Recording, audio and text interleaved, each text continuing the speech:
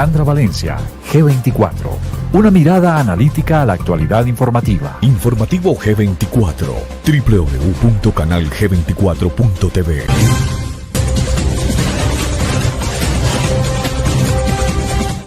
10 de la noche en punto, gracias por estar con nosotros, como cada día por asistir a esta convocatoria de la comunidad de analíticos de Informativo G24. Nos escriben ustedes y nos dicen, nos gusta que en Informativo G24 no solo podemos aprender de geopolítica, sino que nos informamos, aprendemos a ver noticias con una lectura distinta. Y pues haciendo caso a todo esto, hoy vamos a enfocarnos en cómo van las operaciones en el Caribe, cómo se diseña una operación naval. Y vamos a entrar en un tema del que vamos a aprender mucho y a ustedes les va a interesar porque sí que van a necesitar manejar ese término por estos días. La polemología. ¿Qué es la polemología? Es ese estudio objetivo, científico de la guerra. Pero tenemos un experto que nos va a enseñar justamente no solo de cómo está diseñada la operación, qué más tenemos que saber, sino qué podría pasar. Estamos hablando de Andrés Úsuga. Él es profesor universitario, además es profesor nada más y nada menos que en la Escuela de Inteligencia y Contrainteligencia del Ejército Colombiano y también en la Escuela Militar de Cadetes José María Córdoba. Es abogado constitucionalista, en un momento de su vida también hizo parte de la Fuerza Naval, se formó en la Fuerza Naval y luego se retiró y se dedicó a la parte académica y hoy es un hombre que conoce mucho de todo esto, de lo que vamos a estar aprendiendo. En unos instantes vamos a estar con él. Déjenme por favor por aquí agradecer la compañía de Ana López, Marce Canelón, Felicia González, Floristería Jazmín Fuentes, Gonzalo Martínez, Julián Ricardo, veo que por aquí nos están escribiendo desde Venezuela, Julián Ricardo Peñuela Fajardo, José Antonio también en Venezuela, muchas personas en Venezuela, María Velázquez en Miami, en Nueva York, María Ramírez y bueno, veo otras personas, cuantas, Gabriel Pacheco Córdoba, hola, de Valledupar, Colombia, y María Ceballos está en Miami. A ustedes muchísimas gracias, ya somos 1066 personas las conectadas.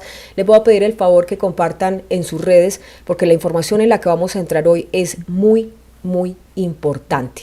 Y para ello, nada mejor que saludar a los expertos. Está con nosotros Andrés Úsuga, de quien ya les acabo de hablar, profesor investigador, conoce muchísimo todo este tema de operaciones navales y hoy está con nosotros para enseñarnos, para explicarnos qué puede pasar y en qué vamos. Doctor Andrés Úsuga, gracias por estar con nosotros. Sandra, muchísimas gracias a ti por la invitación, a toda tu gran audiencia, de la cual me siento orgulloso de hacer parte también. En todos los países de Latinoamérica, incluso en Iberoamérica, y te reitero, muchísimas gracias por la invitación a compartir de estos temas tan interesantes que están en este momento con la actualidad de la opinión pública. Doctor Andrés, pues lo que hicimos, yo le voy a decir Andrés, no le voy a decir ya más doctor, yo sé que usted es un hombre muy preparado académicamente, pero le quiero decir Andrés o profesor, no sé cómo se siente usted mejor. La guerra se ha convertido en una especie de epidemia social y este término de polemología, me gustaría que usted nos contara qué es, porque es un estudio científico, tengo entendido, de la guerra y cómo de alguna manera afecta a las poblaciones, muy asociado al impacto sociológico. Antes de entrar a hablar de la operación, hablemos un poquito de eso, explíquenos de qué se trata. Efectivamente, Sandra, y te agradezco la pregunta. Es una derivación, por decirlo así, de lo que es llamado sociología. Y es la sociología precisamente de la guerra. Es una ciencia social más que fue creada por parte de un francés llamado Gaston Boutol, finalizando la Segunda Guerra Mundial, y donde creó el Instituto de Polemología, precisamente, que actualmente funciona en Europa. No ha sido tan difundido como debería ser, pero ahí estábamos ciertos personajes de la academia intentando que se difunda un poco más, que se entienda por qué es importante entender el diseño o el concepto de las guerras y que no todos los conflictos pueden ser considerados guerra, claro, ni pueden ser considerados del mismo nivel. Entonces, y además que están cambiando muy rápido. Exactamente. En este momento ya vamos en un concepto que se llama las guerras de quinta generación, e invito a tu audiencia que es tan ávida de conocimiento a que investiguen sobre las guerras de cuarta, de quinta generación que estamos viendo en este momento, que pues efectivamente hay poca bibliografía, pero los invito a que busquen a Gastón Butol en su tratado de polemología y en sus otros escritos. Y esta semana, bueno, cuando salgamos de esta Semana Mayor, la otra semana vamos a tener dos especialistas muy importantes, uno hablándonos de esos nuevos conceptos de cuarta y quinta generación y otro que nos va a estar hablando sobre inteligencia, pero ya a nivel internacional, las agencias cómo operan a nivel internacional. Concentrándonos en el tema que usted maneja, hablemos un poco de este concepto, ¿es utilizado también en las operaciones navales? Sí, claro, las operaciones navales son un tipo más de las habilidades que suele tener una marina de guerra o las marinas de guerra en el concepto occidental, aunque pues las doctrinas han ido cambiando y en el nuevo escenario internacional pues se ha ido transformando de los conceptos que traían Mahan o Corbett.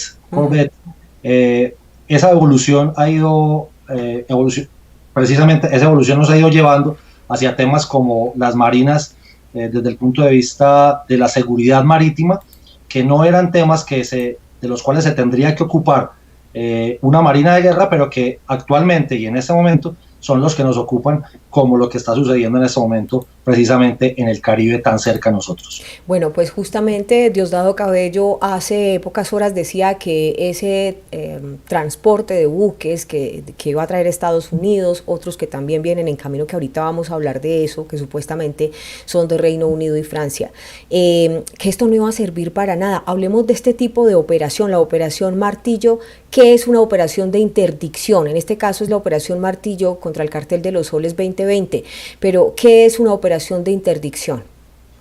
Sí, Sandra, fíjate, las operaciones navales son un concepto muy amplio y precisamente como te lo contaba en el sketch anterior, existían temas pues bastante gruesos para las marinas cuando se estaban consolidando a principios del siglo XX e incluso en lo que se desarrolló hasta la Segunda Guerra Mundial. Entonces eran operaciones navales de conquista, operaciones de disputa, operaciones de ejercicio también se llamaban, u operaciones de proyección del control del mar o de proyección de la fuerza marítima. Hoy en día ese concepto ha sido un poco más amplio y en esas operaciones navales también incluyen a ese concepto del delito transnacional. ¿Y qué es el delito transnacional?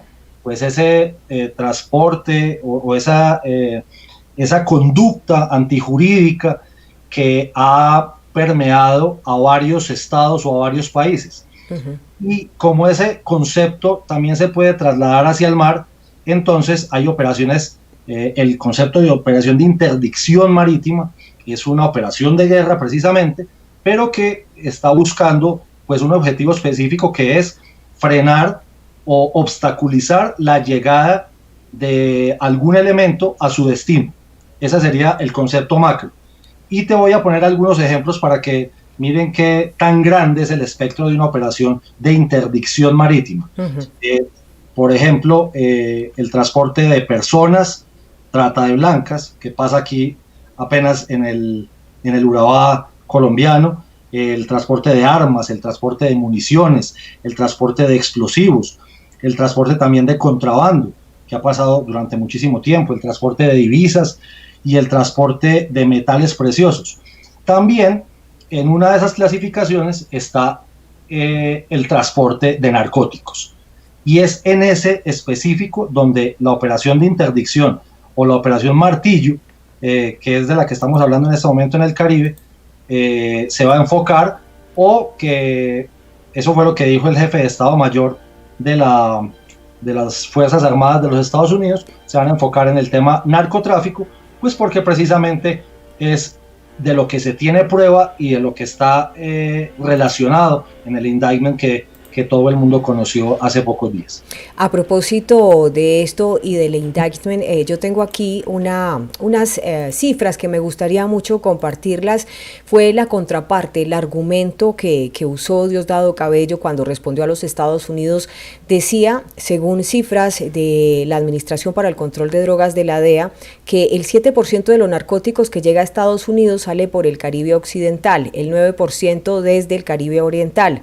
La costa es Centroamérica y en el Pacífico Occidental el 84%. Fíjese que estos datos que le está dando básicamente comprometen a Colombia puntualmente, y dice Estados Unidos ni menciona a este país, viene y nos monta toda esta operación de interdicción para el lado de Venezuela.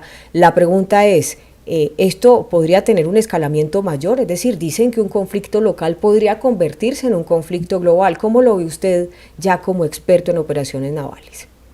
Yo pienso que hay algo que es importante de observar, y es difícil medir esa proporcionalidad que están diciendo pues ciertas personas. ¿Por qué te lo digo? Porque el narcotráfico tiene, por ejemplo, como es un delito transnacional, tiene varios tipos de formas de hacerse.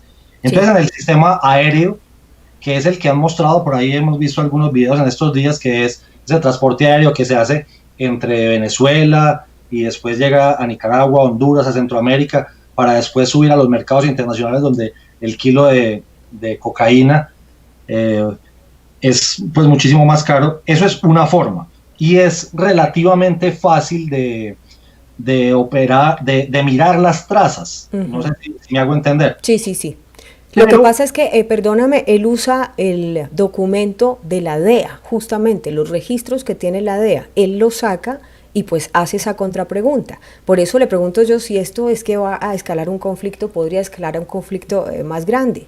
Claro, pero tendríamos que mirar también si las cifras y los datos que entrega la DEA en el informe son los reales o son simplemente los que se presentan en el informe para poder seguir trabajando. Porque te hago la segunda parte. O si son actuales y él tomó unos informes desfasados de otros años anteriores. Exactamente, porque adicionalmente, pues tampoco la DEA podría estar teniendo unas cifras exactas, porque te voy a especificar en el tema de operaciones de narcotráfico desde el punto de vista marítimo. Una cosa es unas lanchas llamadas Go Fast, que se persiguen desde la interdicción marítima. Otra es cuántos semisumergibles pudieron alcanzar el objetivo. Otra es el tipo de contaminar containers de buques mercantes para que lleguen a los puertos de Europa o de los Estados Unidos, y ahí ya tendríamos tres tipos de forma de transportar ese narcotráfico hacia los mercados del norte del globo, y son muy difíciles de detectar esas trazas. Entonces, yo creería que es un poco complejo mirar esas cifras, y efectivamente lo que se está mirando o lo que vemos dentro del análisis es que con las pruebas que la justicia norteamericana le entrega o le comparte al Departamento de Estado o a Washington directamente, es que se arma el indictment, pero adicionalmente es que se tiene que el régimen actualmente se está sosteniendo casi que exclusivamente desde el narcotráfico, porque pues el tema del petróleo lo tiene bastante de lado. Y es lo que lleva a tomar la determinación de armar el grupo de batalla o la fuerza de tarea, que no quiere decir que no estuviera en el Caribe, no quiere decir que no estuviera en el Océano Atlántico, pero que se va a enfocar en bloquear al régimen o a su flujo de caja, por decirlo de cierta forma, para poder ahogar políticamente al régimen. Andrés, pues a propósito de esta operación, es que fíjese que es muy compleja. Usted me explicaba fuera de cámaras cómo se desarrolla una operación netamente naval, que ya le voy a pedir que le explique por favor a nuestra comunidad de analíticos. Lo complejo de esta operación es que no solo implica una operación naval, un despliegue naval, también hay una operación aérea. Hablemos por favor de esa complejidad que representa esta interdicción que se está llevando a cabo en esta zona. Sí, yo difiero de ciertos analistas que han calificado la operación como un despliegue aeronaval. La verdad es que no, porque pues precisamente no es una operación netamente naval, que tiene pues maniobras que podrían ser desde el punto de vista aéreo también, pero que en este momento lo que ellos están observando, o lo que tanto el Comando Sur como la Jefatura del Estado Mayor de las Fuerzas Armadas, como el propio comandante de la flota o del grupo de batalla, lo que se está observando es, ellos van a cortar por el tema naval en temas de, como te explicaba anteriormente, Sí. de las lanchas Go Fast, también de los semisumergibles que no se ven en el Caribe con mucha frecuencia, pero que están en el Pacífico. Van a cortar con los temas también aéreos. Ahora bien, ese grupo de batalla habrá que mirarlo con detenimiento, qué tipo de equipos son los que llevan. Entonces, la operación que se está imaginando la gente o que están observando desde el, no sé, desde el deseo más bien, por decirlo así, es algo tipo Panamá en el 89 o un bombardeo al Palacio. Lo que pasa es que, perdóname, lo que pasa es que la misma Casa Blanca anunció, no es que se lo estén imaginando, la propia Casa Blanca anunció los helicópteros, los aviones y anunció que despegaban dentro de esta operación. Entonces, por eso es que muchos analistas han dicho que es digamos, una operación aeronaval. O cuéntame qué papel juegan los helicópteros si es una operación netamente naval. ¿Cómo se coordinan esas tareas? Sí, lo que pasa es que los helicópteros que están a bordo de los buques que van a ir en el grupo de tarea no son helicópteros que van a llegar hasta el centro de Caracas, ni que van a desembarcar ni en La Guaira ni en Puerto Cabello. Son helicópteros que sirven para ubicaciones de otras embarcaciones que son las que están, exacto, de patrullaje aeronaval, pero no quiere decir que sea un despliegue aeronaval. El despliegue aeronaval comporta otras cosas un poco más grandes, pues con aviones. Con portaaviones. Pues sí, el portaaviones con sus F-18, sus F-14, pero básicamente lo que se tiene es, y se podría mencionar, un equipo tan grande como el Poseidón. Ese avión que es el P-8, llamado P-8 o Poseidón, que es un Boeing 737 con toda la mejor tecnología del mundo, que hace inteligencia, hace vigilancia, hace revisión específica de temas tan grandes y tan detallados como hacer un patrullaje a una altura muy grande, pero también sobre la superficie del mar, logra captar inclusive una 40 centímetros que salen de la vela de un submarino, por ejemplo, pero que está utilizándose en este momento en temas de inteligencia y capacidades residuales. Pero ese avión sí podría estar dentro de la operación, pero no es un avión que va a ir a bordo de un portaaviones. Es un avión que zarpa desde el Comando Sur, que está despegando desde Miami, está despegando desde Panamá, porque necesita una pista pues suficientemente grande, porque como lo repetí, te lo dije ahorita, es un avión de gran fuselaje. Sí. Y en eso podríamos decir que tiene algo que ver el tema aeronaval, porque ese avión no es de la Fuerza Aérea de los Estados Unidos ni el Ejército de los Estados Unidos, sino que es un avión de la Navy. La Navy netamente. Me gustaría explicar pues un poco más esa combinación de fuerzas que quieren hacer o que están desplegando la Navy, la US Coast Guard, y no precisamente como están pensando también muchas personas, los US Marine Corps. Pero eso del Cuerpo de Marines sí fue anunciado ese día en la Casa Blanca, se dijo en muchos medios de prensa incluso. Lo que pasa es que el jefe del Estado Mayor conjunto de las Fuerzas Armadas es un integrante de los Marines, pero el concepto estratégico de Marines hay que entenderlo en su justa dimensión, sí, porque son tropas que dependen directamente del presidente de los Estados Unidos y que no están diseñadas para hacer interdicción marítima en el mar. Entonces son tropas que tienen un objetivo específico, creería yo más que es un tema mediático que le están vendiendo, voy a hablar de forma muy coloquial. Sí. Le están mostrando los dientes a Venezuela diciéndole, y si me tocara utilizar los Marine Corps para que lleguen hasta tierra, porque el objetivo de los Marine Corps es, en un resumen, es la bota en tierra, la bota en la playa. Y la operación, verdaderamente leyéndola, cuando uno la mira con detalle, se da cuenta que no tiene ese objetivo estratégico hasta el momento. Hasta el momento, ¿no? Podría ser que más adelante, pero hasta el momento lo que se ha hecho en el despliegue estratégico es un despliegue naval de buques, de pronto del portaaviones, de la cuarta flota que siempre ha estado, de los destructores Arleigh-Burke, que son los que más capacidad tienen pues de toda la flota de los Estados Unidos, son como el buque insignia, porque tienen adicionalmente unas cargas de misiles bastante grandes como los Tomahawk, que son disparos a tierra, como los Harpoon, que son para guerras de superficie. Tienen todo el diseño de todas las guerras navales, que son la guerra antiaérea, la guerra superficie y la guerra antisubmarina. Tienen misiles de todos esos tipos.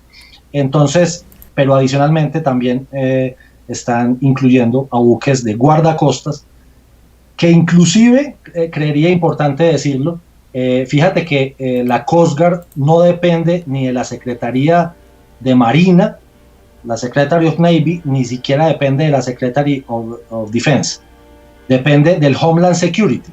Es un concepto bien complejo y que efectivamente sí tiene la tarea de contener, por ejemplo, el narcotráfico y de alejar cualquier tipo de amenaza que pueda llegar a territorio americano, como es la consigna siempre los americanos, y es, si hay algún tipo de conflicto que sea por fuera de mis límites o de mi territorio continental. A propósito, Andrés, toda esta operación está, bueno, para quienes apenas acaban de llegar, 5.204 personas, comunidad de analíticos conectada a esta hora. Estamos con Andrés Úsuga. Él es el doctor Andrés Úsuga, en realidad es uno de los mejores constitucionalistas del país, pero como ha hecho tantas cosas en la vida, es además profesor universitario de la Escuela de Inteligencia y Contrainteligencia del Ejército de Colombia, y también es profesor en la Escuela Militar de Cadetes José María Córdoba. En gran parte de su vida también tuvo formación en la Marina, sirvió a la Marina, luego se retiró y se dedicó netamente a la academia. Le iba a preguntar, esta operación que está coordinada netamente por el Comando Sur, ¿qué papel juega la Cuarta Flota del Atlántico? Sí, la Cuarta Flota, habrá que distinguir entre el mando operativo y el mando administrativo. Ese comando Sur tiene varias fuerzas de tarea, por decirlo de cierta forma, sí, que están bajo su mando. Una es la Fuerza de Tarea Combinada Bravo, que es la encargada pues, de patrullar ese Caribe en todo Centroamérica. Tiene otra fuerza de tarea que es la de Guantánamo, y tiene otra fuerza de tarea que es la interagencial. Todo eso resume más o menos las unidades que están siempre en el Comando Sur, que tiene base en Miami. Sin embargo, la Cuarta Flota, que no es la única flota, pues porque efectivamente ellos tienen muchas más flotas desplegadas en el mundo, simplemente se pega a ese mando administrativo o bajo el mando operativo de la Cuarta Flota, y se hará el diseño omnicomprensivo de todo el Caribe para estar pues efectivamente pendientes de lo que se ha dicho que se va a hacer, que es básicamente un bloqueo de todo el narcotráfico que ha estado saliendo por vía marítima, tanto hacia Europa, a África e incluso a las costas de los Estados Unidos. Por contarles algo, sí, los Estados Unidos tienen actualmente 10-12 portaaviones desplegados a nivel mundial, 10 de ellos del tipo Nimitz, que son nombrados en honor al almirante Chester Nimitz, que fue un almirante de la Segunda Guerra Mundial, que precisamente hubo una película hace poco tiempo llamada Midway, donde él fue el estratega de Midway, y hay unos portaaviones que están entrando en este momento a la flota, porque los Nimitz pues van de salida por generación, y estos son los llamados tipo o clase Gerald Ford. Dentro de estos están el portaaviones JFK y la novena versión del Enterprise. Entonces,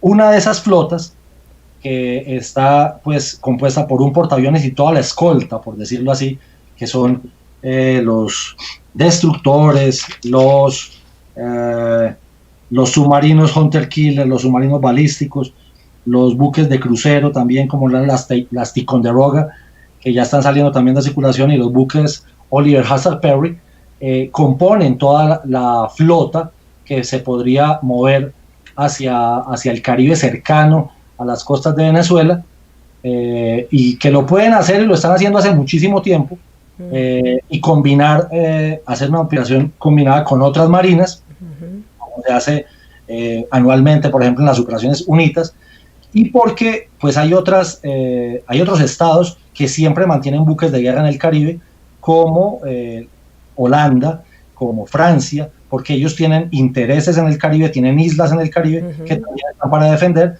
y que pues no es una sorpresa, como la gente ha venido manifestando, que estos países han movido buques de guerra hacia el Caribe, ya que siempre están en el Caribe ellos defendiendo sus propios intereses.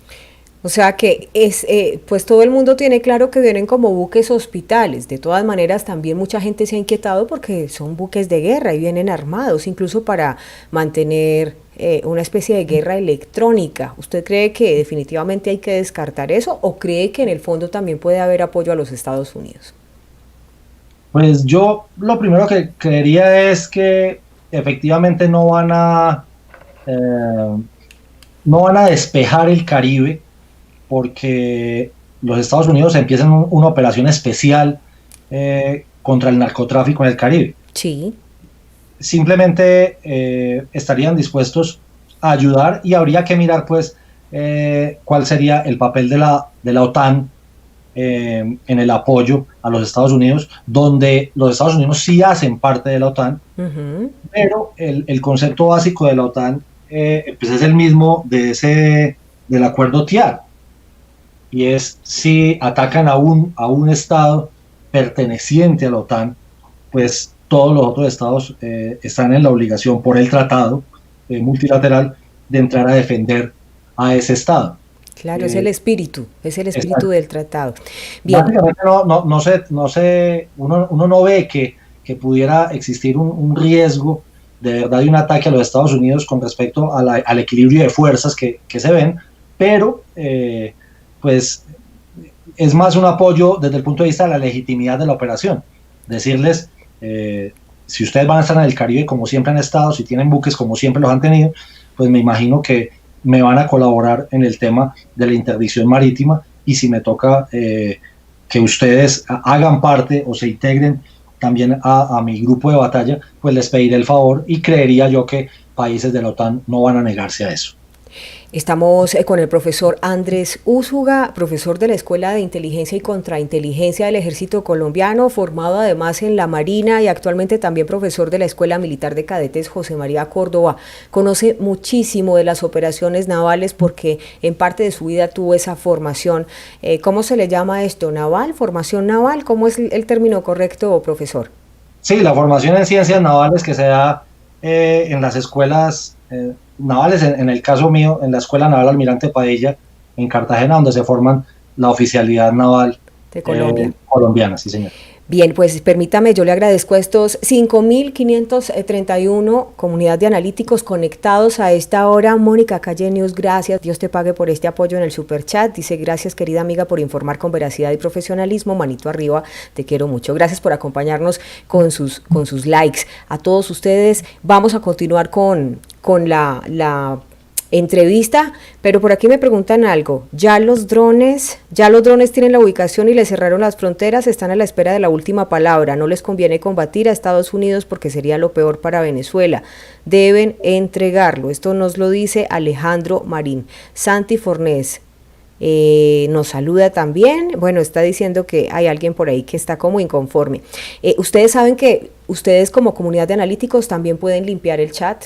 Si hay alguien que está molestando, está generando spam, también pueden bloquearlo. En los 3 punticos del lado pueden ocultar el comentario. 5.752 personas. Seguimos hablando de esta operación del Caribe. Andrés Úsuga, profesor de la Escuela de Inteligencia y Contrainteligencia, nos está explicando de qué se trata. Bien, quisiera que entráramos en materia. El diseño de una táctica, una estrategia de una operación naval ¿Es similar o en qué se diferencia de una operación terrestre? Sí, fíjate, la doctrina es absolutamente distinta. Sí. La doctrina de la guerra en tierra pues tiene unos principios, tiene unos lineamientos, y la guerra en el mar pues efectivamente es algo absolutamente diferente, y se puede observar simplemente con los ejercicios o con las experiencias que ya han tenido en varios países, incluso los propios Estados Unidos, que son como los que dan la línea doctrinal hacia Occidente. Y esa diferencia, por ejemplo, siempre va a confluir en algo, que de todos modos el objetivo siempre va a estar en tierra. Para quienes no conocen, yo sé que tenemos comunidad analítica que está en este momento en territorio venezolano, sí. Pero hay gente que no es muy consciente de cuán lejos, por ejemplo, queda Caracas de las costas de Venezuela. Entonces Venezuela tiene algunos puertos, y de esos puertos habrá en ellos algún tipo de bases navales, La Guaira, Puerto Cabello, donde efectivamente estaría la flota que supuestamente debiera defender al régimen que está actuando en ese momento, o al gobierno. Y no sería lo mismo, no es lo mismo mirar la operación, por ejemplo, de Panamá en el año 89, de Ciudad de Panamá pues está exactamente al lado del mar, o a una distancia muy corta, y que donde se hizo otro tipo de operación, y no es lo mismo tampoco lo que se hizo con el golpe a Allende en el año 73 en la Casa de la Moneda en Santiago de Chile.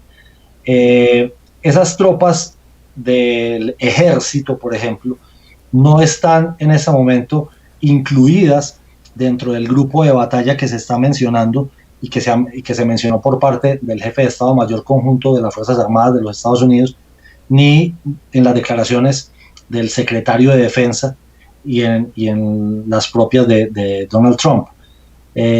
Porque pues lo que ellos están intentando decir es: esto es una operación para bloquear los temas absolutamente de narcotráfico, y no para conquistar un país.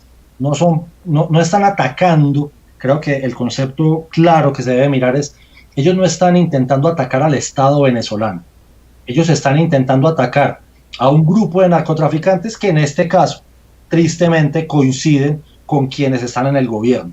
Ya, es importante esa aclaración, muy, muy importante. Andrés, usted hablaba hace pocos minutos de estas operaciones, de cómo habían sido entrenados los Navy SEAL. Remigio Ceballos fue entrenado en esa fuerza también. Alguna vez fuera de cámaras, en una de esas conversaciones que usted y yo a veces tenemos tomándonos un café, donde usted me explica impresionantemente todo este tema de polemología, que es el estudio de la ciencia de la guerra. Usted me decía, ese podría ser un baluarte, porque no solo está entrenado con los Navy SEAL, sino que también está limpio, pareciera que está limpio, me decía usted. ¿Qué papel juega Remigio Ceballos en esta operación?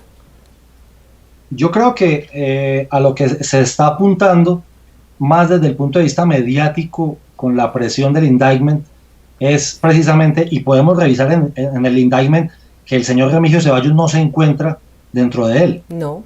Entonces, aparece limpio por todas partes.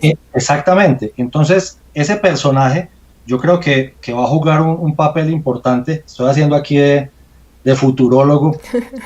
Se vale, en el análisis se vale, hay que contemplar todos los panoramas. De prospectivista, porque yo sentiría que como el ataque va directamente enfocado hacia los temas de narcotráfico, y que, como lo dije anteriormente, coincide con quienes están en la cúpula en este momento, el señor Diosdado, que fue teniente del ejército, el señor Padrino López, y toda esta cantidad de personajes que están involucrados ahí, y por eso es llamado el Cartel de los Soles específicamente, pues porque son casi todos generales de la misma promoción de graduación del señor Diosdado Cabello, e incluso algunos cercanos del también o que están en cargos civiles, pero como exmilitares de la misma promoción del señor Chávez.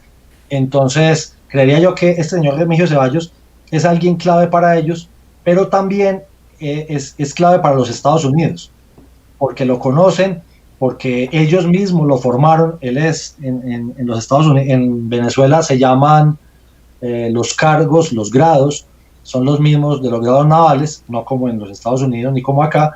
Entonces él es un contraalmirante de la Infantería de Marina. Claro.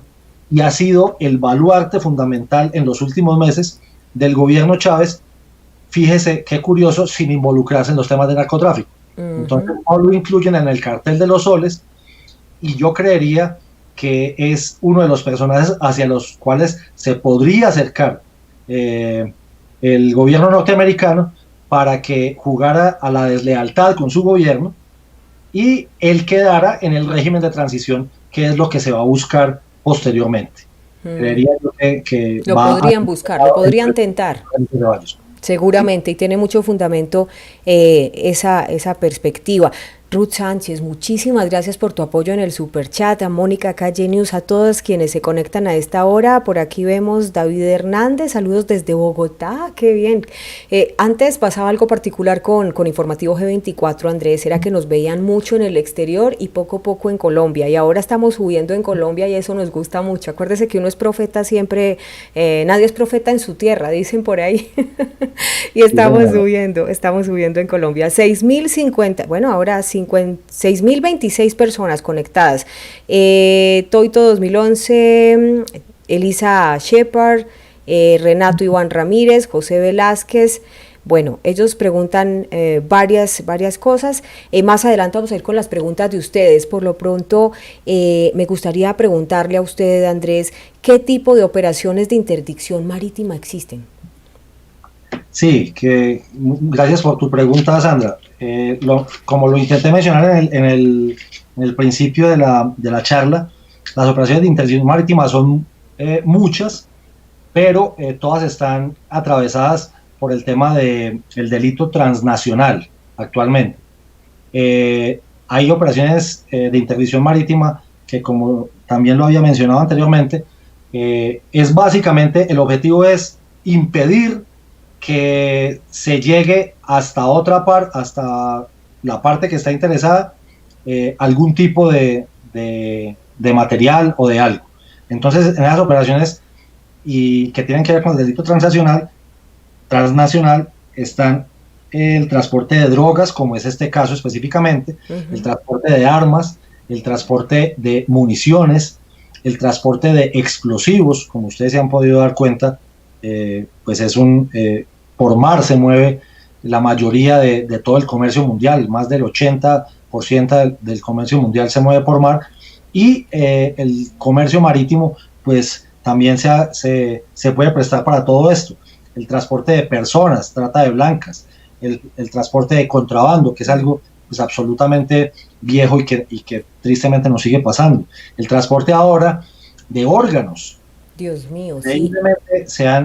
Hay un mercado de órganos grandísimo que, como no son fáciles de transportar por vía aérea, se han venido transportando pues en buques que hacen inclusive recorridos transatlánticos. También hay transporte de divisas, o sea, de dinero en efectivo, que creo que es de lo que más le duele a los Estados Unidos, que es que le saquen recursos, dólares de su territorio. Y últimamente también hay un transporte ilegal sobre metales preciosos, sobre el oro, sobre el platino, que se ha ido persiguiendo bastante, y que inclusive acá las FARC abandonaron en ciertas zonas del país el narcotráfico por dedicarse al oro específico. Sí. A la minería ilegal. Mira, aquí está diciéndonos Stifler, Remigio Ceballos es comunista fanático, está muy mal informados. No, es que nunca hemos dicho que si es esto o es lo otro, simplemente les contamos que había recibido formación en la Navy SEAL de los Estados Unidos y que estaba limpio en el indictment. ¿Y eso en qué escenario lo dejaba? Es análisis. Aquí no estamos defendiendo a nadie ni diciendo que tal es un santo, que no hace milagros porque no tiene tiempo. Es mirar el análisis desde todos los puntos de vista. De todos modos, el gobierno de los Estados Unidos, Sandra, sí, tendrá que buscar a quien colabore en el régimen de transición que eventualmente tendrá que llegar cuando caiga el régimen. Claro. A lo que se está apuntando, y no van a ser funcionarios estadounidenses precisamente, se tendrá que buscar pues personas venezolanas que también estén dispuestas a ayudar a sacar a su país adelante, que no será nada fácil porque ahora, es una economía que ha sufrido bastante. Él yo sí lo veo que es como fanático. Él sí está demasiado en la línea, digamos que siempre tiene un discurso fuerte de poder duro, de línea dura, donde dice leales siempre, traidores nunca. Entonces yo no sé qué tan dispuesto estaría él a seguirle la cuerda a los Estados Unidos. Hablemos de la Operación Martillo como tal. ¿Por qué se llama la Operación Martillo? ¿Es de verdad nueva? ¿Ya venían haciéndola desde antes? Hablemos de esa Operación Martillo. Sí, fíjate que esa Operación Martillo es una operación desde hace muchísimo tiempo. Me gustaría que la gente verificara incluso desde cuándo se firmó ya con Colombia el Tratado de Interdicción Marítima. Si no estoy mal, la canciller de nosotros era María Emma Mejía. Eso es para el año 93. Dios mío, sí, alto.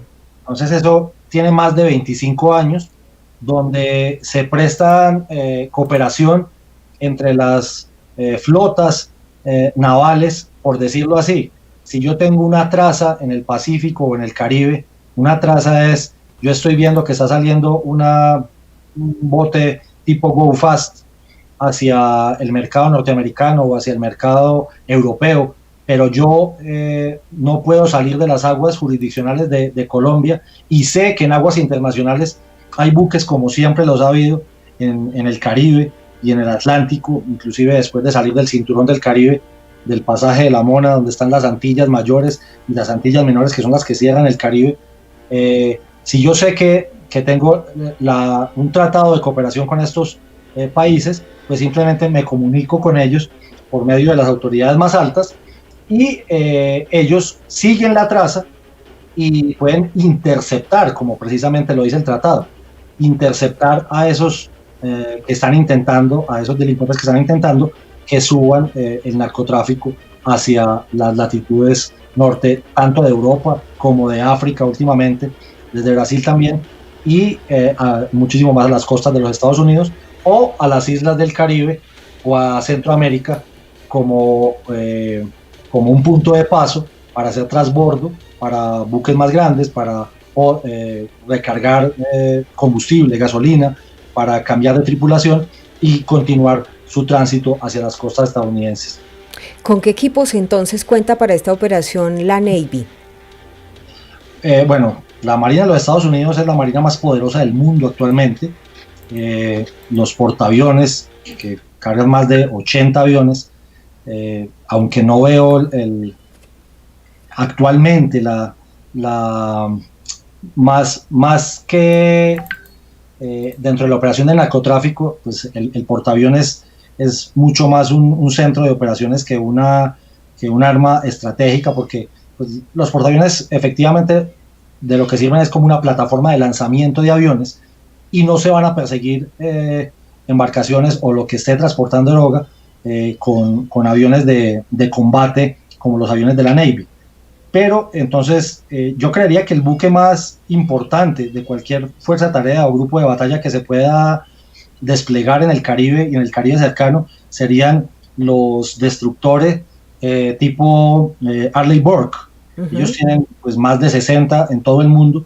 No sabríamos cuántos de esos podrían llegar a aguas del Caribe, pero son muy completos porque pues cumplen todas las tareas, todos los tipos de guerra. Tienen para hacer guerra antiaérea, guerra de superficie, guerra antisubmarina, pero adicionalmente tienen cómo hacer extracción de no combatientes, tienen cómo hacer inserción de equipos SEAL, que también es algo interesante si se escala esto hasta entrar al territorio venezolano. también tienen cómo hacer búsqueda y rescate. O sea, son muy completos los equipos. El equipo de los destructores Arleigh Burke, y es como el buque que yo diría dentro del análisis que son los más importantes de todos en este momento. Andrés, me dicen por aquí que el general Baduel sería el idóneo para la transición, pero que lamentablemente pues lo tiene el régimen en la cárcel. Lo escribe Ruth María Márquez de Torres. Santiago Sánchez, se te olvidó que por culpa de Baduel Chávez regresó al gobierno y miran dónde estamos. Vamos. Hasta donde sabía el general Baduel. Ellos interactúan ahí en el chat y se contestan. Estaba en detención domiciliaria, si mal no lo había entendido últimamente. Sí, él fue el personaje que en el golpe del año 2002 fue el que salvó el golpe para Hugo Chávez, y desde la horquilla fue el que devolvió toda la operación que estaba en cabeza de Pedro, el señor se me olvidó el apellido del señor que terminó aquí refugiado en Bogotá. Sí, vi un documental de él, por cierto. De Cámara. Sí. Gracias a Carlos S. en los Estados Unidos por apoyarnos en este superchat. Miguel Blanco también está allí, John Pérez, Renato Iván Ramírez, Ezequiel Jurado, Steffler, Amador Urrea, Santi Fornés, Mónica Calle News, Ruth Sánchez, gracias a todos ustedes por su apoyo. Bueno, estamos entonces ya redondeando esta entrevista, Andrés, y no me puedo ir sin preguntarle algo con el tema de Nicaragua. Donald Trump ha dicho en repetidas oportunidades que su objetivo es la trilogía: destruir el régimen, el comunismo en Cuba, Nicaragua y Venezuela. En este momento hay una incertidumbre enorme internacional con el paradero de Daniel Ortega, y aparte, pues algunas personas dicen que el ejército no se está reuniendo con la vicepresidenta, que es su esposa, la señora Rosario. ¿Podría estar vulnerable en este momento Nicaragua también? Yo creería que sí. El problema de Nicaragua interno es muy grave, es muy complejo. Sin embargo, yo no me atrevería a decir que Daniel Ortega haya muerto, aunque tampoco lo descarto. Es que no hay elementos ni para confirmar ni para contradecir, es muy complejo. Pero sí sería importante mirar.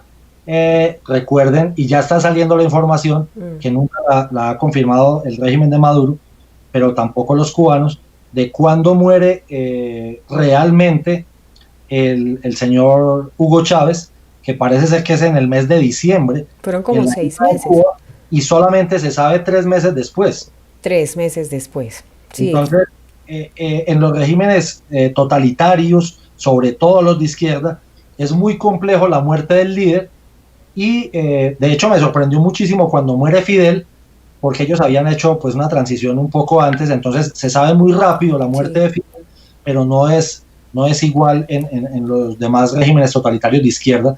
Y creería yo que si falleció el señor Daniel Ortega, tampoco se va a saber tan rápido, pero creo que la variable de la pandemia está llevando a que efectivamente tenga que flotar la información por algún lado, y que la señora Rosario, que es como la sucesora al trono en ese tipo de regímenes, que es la esposa de él. Y la vicepresidenta, además. La vicepresidenta, entonces creería yo que sería la llamada a sucederlo, pero quedaría muy debilitada después de todo lo que se ha vivido en Managua durante tantos meses, e incluso ya cumplimos creo que un poco más de un año con toda la cantidad de protestas que se han venido haciendo, y que por un lado han ganado porque sacó la gente de las calles, pero al mismo tiempo le están exigiendo dónde está la presencia del presidente de Nicaragua.